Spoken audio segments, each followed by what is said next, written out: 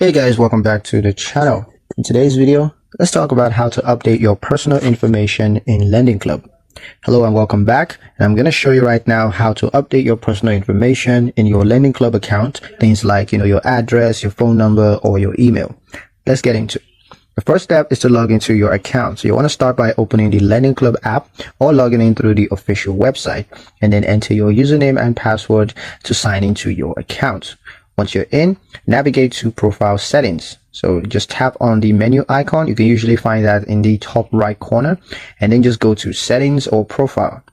Next is to select personal information. So here you're going to see fields like your name, address, email, and phone number.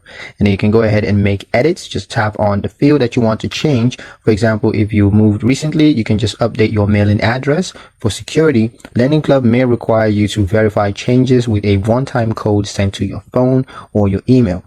But once you're done with all your changes, just save changes and then review everything carefully just to make sure you didn't make any mistakes. And once everything is correct, go ahead and tap save. Your updates will take effect right away.